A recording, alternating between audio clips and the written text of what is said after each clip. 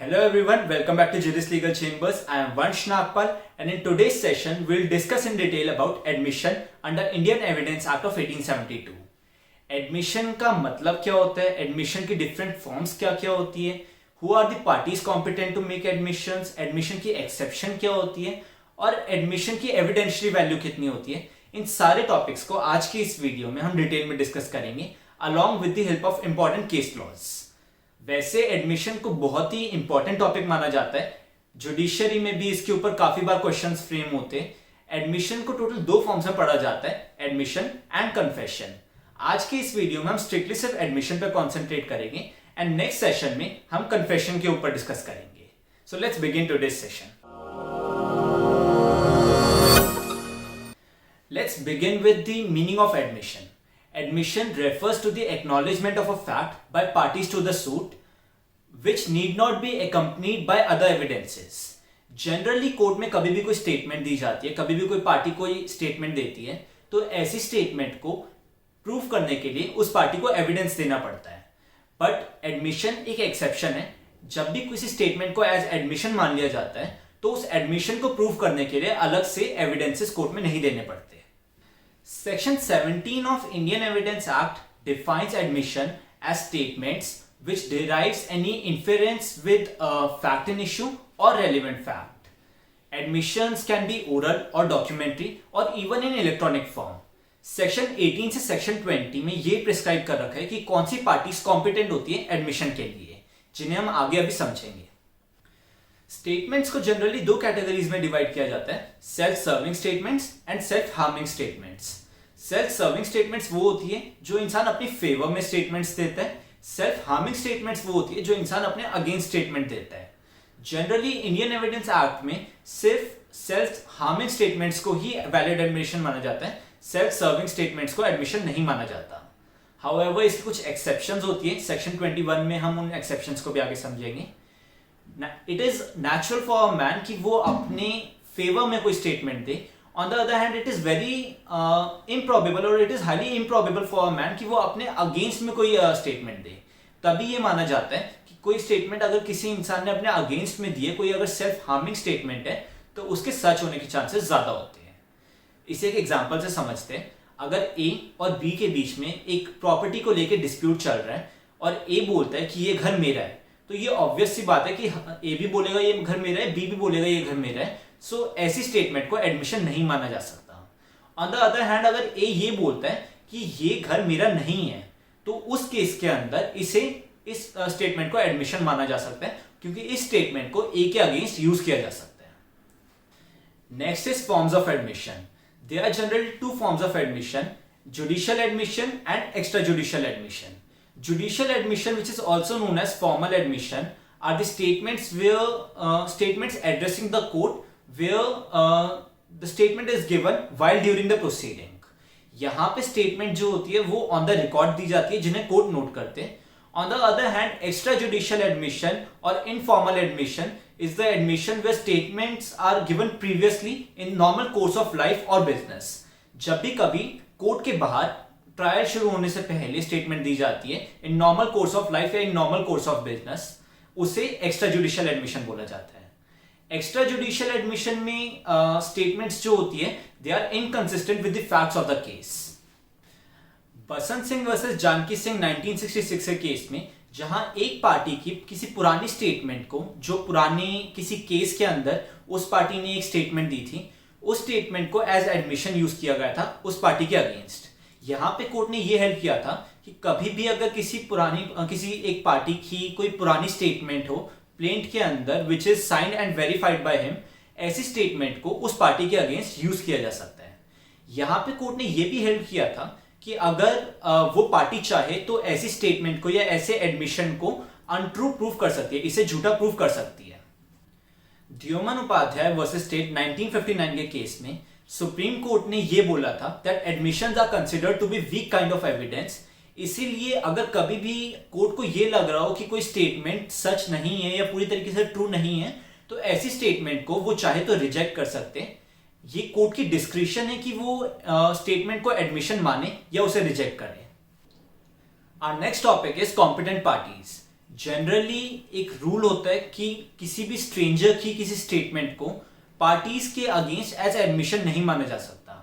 So section 18 to section 20 of Indian evidence act कुछ 7 categories provide करते हैं। सिर्फ ये 7 कैटेगरी के लोग जो है सिर्फ इनकी स्टेटमेंट को ही एडमिशन माना जा सकता है, अदरवाइज किसी और इंसान की स्टेटमेंट को एज एडमिशन नहीं माना जा सकता।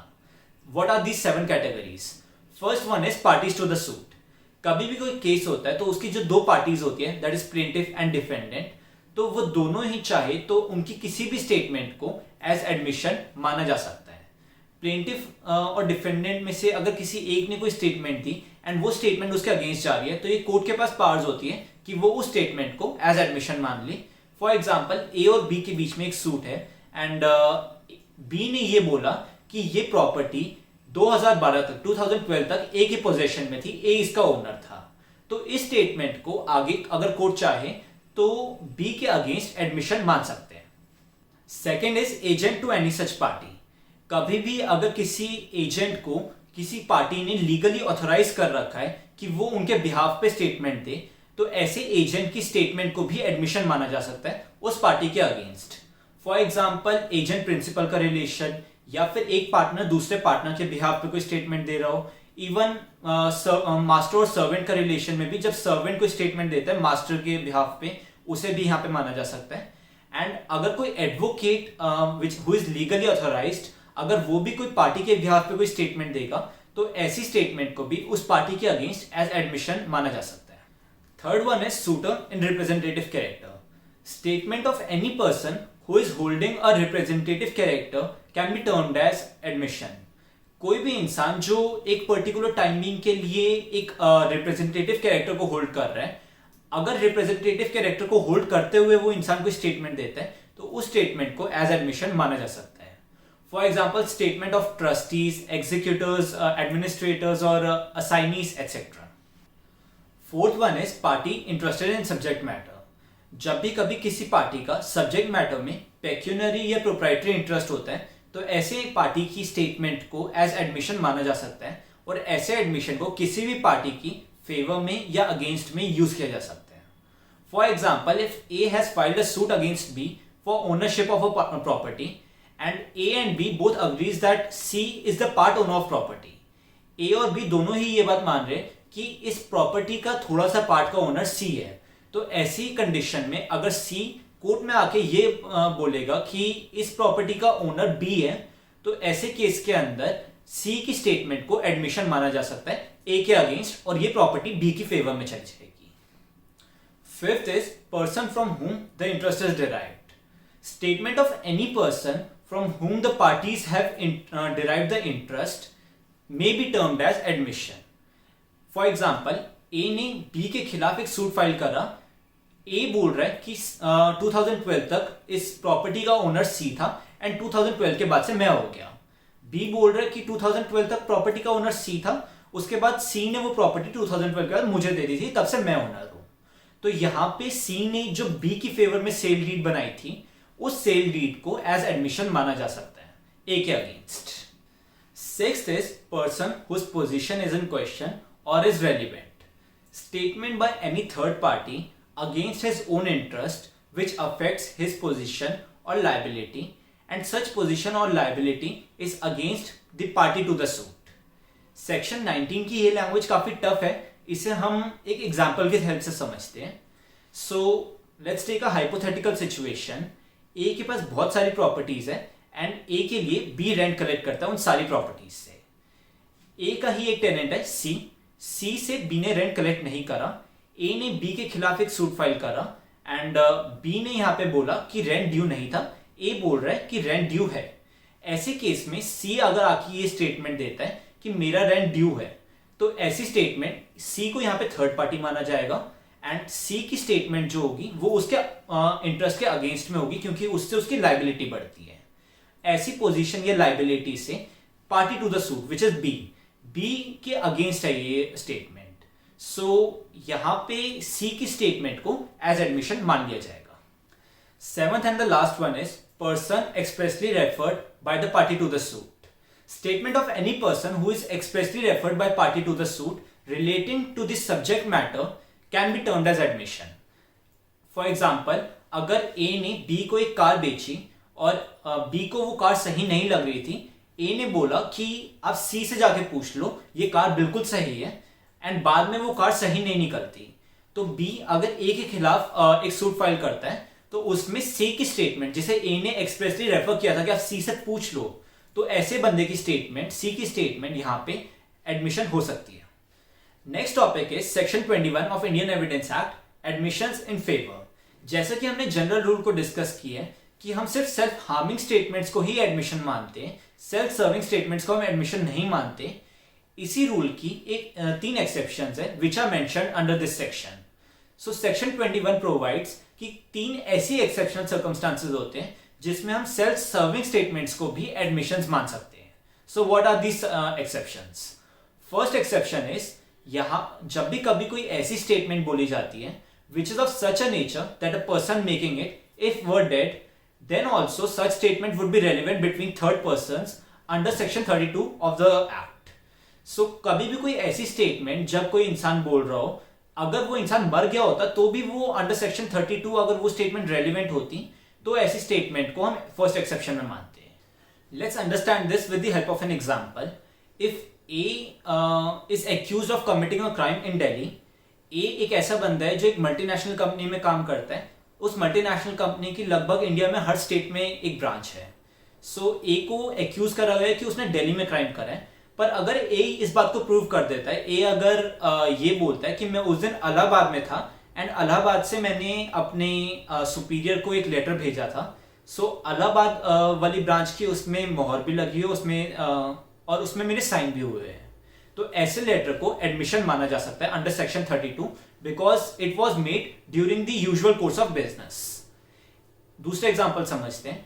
अगर ए को ये एक्यूज करा गया कि उसने दोपहर को 12 बजे के आसपास एक क्राइम करा है, पर अगर ए ये प्रूव कर देता है मैं जिस कंपनी में काम कर रहा था वहां पे हमेशा एंट्री रजिस्टर और एग्जिट रजिस्टर वहां पे जो है उसमें मैं सुबह 9 बजे से लेकर शाम के 5 बजे तक था, ये रेगुलर एंट्रीज हम करते थे, सो इसे भी under section 32 sub section 2 admissible माना जाएगा, तो ये भी उस एक्सेप्शन में फॉल करेगा. Second exception is, a person may prove his statement as admission. कोई इंसान अपनी स्टेटमेंट को एडमिशन तब बोल सकता है where such statement consist of existence of any particular state of mind और बॉडी.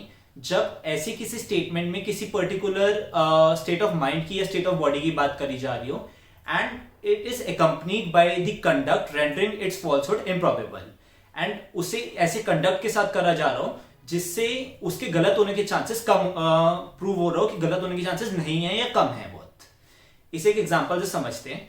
अगर ए को एक स्टोलन फोन बेचने के लिए चार्ज करा जा रहा है, उसे ये बोला जा रहा है कि इसने एक स्टोलन प्रॉपर्टी बेच रहा था, इसके लिए अगर उसे चार्ज करा जा रहा है, और ए इस बात को बोलता है कि मैं इस प्रॉपर्टी को उसके ओरिजिनल रेट पे बेच रहा था, इसे कम करके नहीं बेच रहा था, तो फिर इस कंडक्ट को एडमिसिबल माना जाएगा. फॉर एग्जांपल, अगर आप आईफोन खरीदने जाओ, वही आईफोन शायद आपको नॉर्मल मार्केट में या एप्पल के स्टोर पे 1.25 लाख रुपए का मिलेगा, बट अगर आप उसे चोर बाजार में खरीदने जाओगे तो वो 40 से 50 हजार रुपए का होगा. अगर वो ए वहां पे आके ये बोलता है कि उस आईफोन को मैं 1.25 लाख में ही बेच रहा था and I was selling it in good faith, मैं ये समझ के बेच रहा था कि ये नॉर्मल प्रॉपर्टी स्टोलन प्रॉपर्टी नहीं है, तो उस टाइम पे उसका ये कंडक्ट एडमिशन माना जाएगा. Third exception is where the statement is relevant otherwise than as an admission. इसे समझने के लिए एक बहुत ही इंटरेस्टिंग केस को समझते हैं. Bhiru Singh versus state of Rajasthan 1994. इस केस के अंदर एक हस्बैंड को यह शक था कि उसकी वाइफ का बाहर अफेयर है एंड उसके चारों बच्चे भी जो है वो इलेजिटिमेट है, उसी तीसरे इंसान के बच्चे हैं वो. तो वो इंसान तलवार लेके अपनी वाइफ का और अपने चारों बच्चों का मर्डर कर देता है और उसी तलवार को लेके वो वहां से पुलिस स्टेशन चला जाता है और एफआईआर लिखवाता है अपने ही अगेंस्ट. यहाँ पे इस एफआईआर को तो as a confession under section 25 relevant नहीं माना जा सकता बिकॉज वो कन्फेशन पुलिस ऑफिसर को दिया जा रहा है. इसे हम कन्फेशन को आगे अगली वीडियो में समझेंगे डिटेल के अंदर. बट यहाँ पे इस सारे कंडक्ट को, जहां वो एक तलवार लेके जा रहे हैं, जहां एक रेलिवेंट उसके पास स्टोरी है और एक मोटिव है, इसे सेक्शन 8 के अंदर मोटिव और कंडक्ट को रेलिवेंट माना जाएगा. सो इस स्टेटमेंट को एडमिशन मान लिया जाएगा. Moving on to a last sub topic for the day, evidentiary value of admission.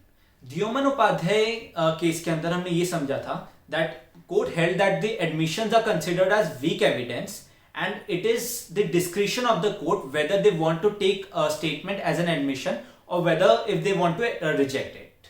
अगर कोर्ट चाहे तो उसे उस स्टेटमेंट को एडमिशन मान सकते हैं, अगर कोर्ट चाहे तो उस स्टेटमेंट को रिजेक्ट भी कर सकते हैं। एविडेंशियरी वैल्यू को समझने के लिए let's understand the case of income tax officer versus Mangatram Norataram 2011।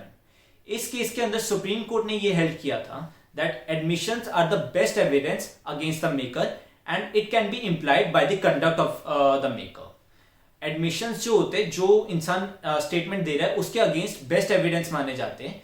And जब भी कभी अगर किसी एक्ट से अगर ये इंप्लाई करा जाता है, किसी कंडक्ट से मेकर के ये इंप्लाई करा जाता है कि वो एडमिशन उस बात को एडमिट कर रहे हैं, then such admission is a strong evidence.